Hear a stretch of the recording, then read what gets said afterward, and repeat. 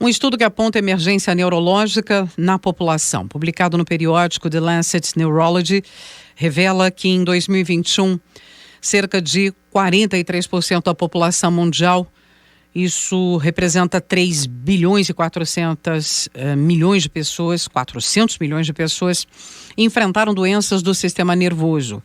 E aí eles incluem demências, cefaleias e acidentes vasculares cerebrais. Destacam que o fardo das condições neurológicas é maior do que se pensava anteriormente. A gente vai entender um pouco melhor, né, essa condição. E alerta também que os governos devem focar em urgência nestas doenças ligadas ao envelhecimento da população. E nosso convidado é o professor Dr. Luiz Henrique Martins Castro, do Departamento de Neurologia da Faculdade de Medicina da USP. Ele é chefe do grupo de epilepsia da Divisão de Neurologia Clínica do Hospital das Clínicas, nosso convidado. Primeira pergunta que eu coloco, professor, qual a importância deste estudo publicado recentemente? Amplia ou adiciona condições além daquelas normalmente classificadas como distúrbios neurológicos? Isso é importante? Quero entender um pouco melhor esse quadro desse tipo de doença publicada, né, no que eles chamam de emergência neurológica. Na verdade, Roxane, esse estudo traz uma nova visão sobre as doenças que acometem o sistema nervoso como um todo.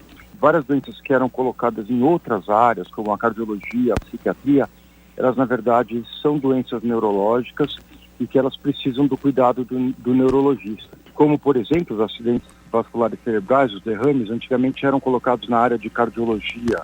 Algumas doenças, como alterações decorrentes de condições pré-natais do parto, que levavam ao comprometimento cognitivo em crianças, eram colocadas na psiquiatria. Então, isso também, aliado ao envelhecimento da população, mostra que as doenças neurológicas, elas são as mais comuns. Interessante essa nova visão, porque ela coloca um protagonismo muito importante na especialidade, no cuidado desses pacientes. Sim, e eles dizem que o levantamento mostra uma imagem mais precisa destes distúrbios e aponta também o agravamento, né, da situação, dessas condições, ou seja, ele é maior do que se pensava anteriormente. Esse é um dos destaques do estudo, não é? O que é interessante também nesse estudo é que ele é um estudo da Organização Mundial da Saúde, né, dando metodologia da Organização Mundial e avaliou isso globalmente, em países de alta, baixa e média renda. Isso coloca para nós esse desafio de estar preparados a atender adequadamente, a prevenir essas doenças, a tratá-las. E isso envolve um grande esforço em termos de formação dos médicos para estarem preparados, dos especialistas para exercerem seu papel e da saúde pública para atender essa demanda populacional que estava, vamos dizer assim, mascarada em outras áreas e que agora foi, vamos chamar assim, desnudada com esse estudo, enfatizando que para ontem a gente precisa nos organizar para atender essa demanda que é mundial.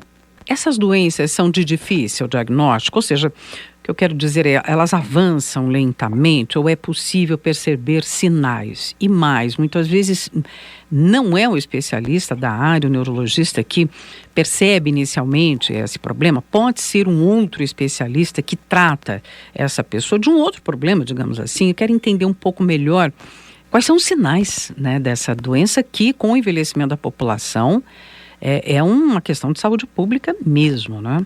Roxane, acho que o estudo ele demonstra, ele abarca diversas doenças que envolvem crianças, adultos e idosos, né?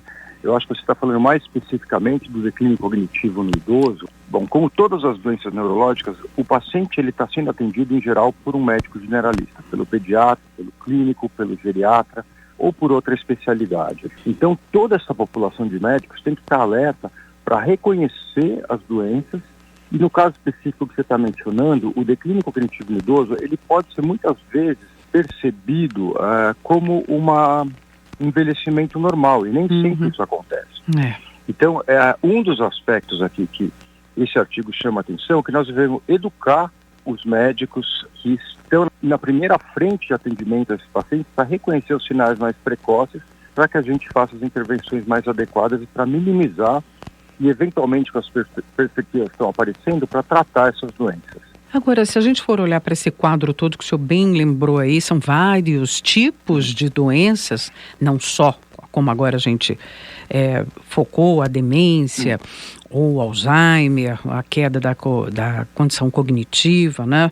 Há outros tipos de doenças e quais são as mais incidentes, eu quero dizer, quer dizer, a principal atenção, né? Porque são muitas doenças são citadas neste levantamento, desde cefaleias, né? A grande inovação desse estudo é que ele analisou 37 doenças que ele abarcou na condição de doenças neurológicas. Na faixa etária pediátrica, de longe, o mais importante são as encefalopatias infantis, que são decorrentes, em geral, de condições pré-natais, do parto ou pós-parto, né? Sim. E o autismo. Então, são alterações cognitivas e comportamentais do desenvolvimento neurológico. Isso é um grande desafio para as escolas, para a sociedade. No adulto jovem, eu destacaria, principalmente entre as mulheres, as dores de cabeça, as cefaleias, as enxaquecas, que são muito comuns e uma causa importante de incapacidade e de absenteísmo e dificuldades no trabalho e na vida escolar que afeta a população jovem. Nos idosos, eu destacaria os acidentes vasculares cerebrais, que são a causa mais comum do acometimento do cérebro, por questões de irrigação vascular, e elas cursam com mortalidade e com altíssima prevalência de comprometimento funcional nessa população, e os quadros de declínio cognitivo, dos quais se destaca a doença de Alzheimer. Então é interessante nesse estudo que ele mostra em cada faixa etária quais são as doenças. Eles são dados muito importantes para que os especialistas em saúde pública organizem o sistema de saúde, entendendo a prevalência. E outro aspecto interessante desse estudo é que ele mostra nos diferentes níveis de renda dos diferentes países, onde nos países de mais baixa renda, as complicações infecciosas e de endemias, por exemplo, do Zika vírus, do coronavírus, do acometimento do sistema nervoso, entre outras meningites e encefalites, infecções dos envoltórios do cérebro e do cérebro em si. Esse estudo é muito completo e ele mapeia muito bem essas condições e ele dá caminhos para a gente seguir em termos de formação e atendimento da população. Esse é um ponto bem importante que eu gostaria de abordar agora. Professor, o Brasil segue esse perfil que é descrito e analisado globalmente, enfrenta as mesmas dificuldades, é um desafio de saúde pública, sim. E aí, o senhor falou muito em prevenção, né? Então, algumas medidas são importantes para determinados grupos que são afetados por essas doenças, fazem parte desse total de 37 doenças neurológicas que aparecem nesse estudo global, né? Então, quando a gente fala de prevenção, de conscientização, do conhecimento desde o primeiro atendimento até as campanhas de esclarecimento ou políticas públicas direcionadas para essa questão, do que a gente está falando? Como é que o senhor vê? Quais são os pontos principais para a gente tentar enfrentar esse quadro, né, e avançar na prevenção destas doenças? Eu vou dar o exemplo das doenças cerebrovasculares, dos acidentes vasculares cerebrais, né? Um grande papel que a gente tem é na prevenção primária, e em parte a gente consegue isso, né?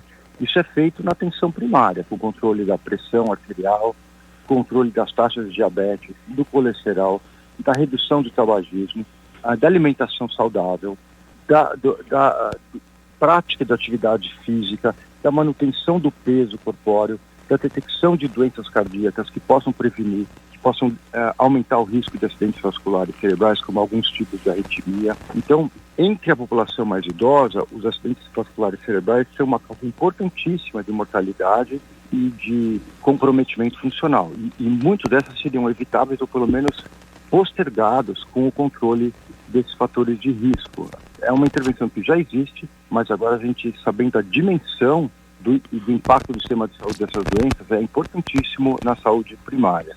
E também, como você havia mencionado antes, a detecção precoce dessas doenças para que a gente faça intervenções que acabam sendo mais efetivas e impeçam a mortalidade e o comprometimento funcional. E fazer isso que a gente está fazendo, né, que é falar sobre o problema. A gente precisa chegar mais perto da população e conversar, entender, né? Explicar que esse é um problema, que precisa buscar ajuda. Muitas dessas doenças não são apenas envelhecimento. Isso que é importante, porque a gente muitas vezes confunde essas condições, né? Acha que é parte do quadro de envelhecimento e muitas vezes não, a doença já está ali, especialmente essa questão da perda de cognição, já está acontecendo, né? Eu acho que são duas situações aí que eu posso colocar, né? Na questão do comprometimento cognitivo, por muito tempo, isso foi entendido como envelhecimento normal. Hoje a gente sabe que a perda cognitiva no idoso não é normal. Então, qualquer esquecimento, qualquer sintoma cognitivo de perda cognitiva, de funcionalidade cognitiva no dia a dia, ela deve ser trazida à atenção do médico. E, por exemplo, qualquer acometimento súbito de força, de fala, funções neurológicas, ela deve acender uma lâmpada para que o indivíduo possa estar sofrendo uma isquemia cerebral, um acidente vascular cerebral, e ele deve procurar prontamente o atendimento médico, porque as intervenções precoces elas podem prevenir situações mais graves e comprometimento funcional.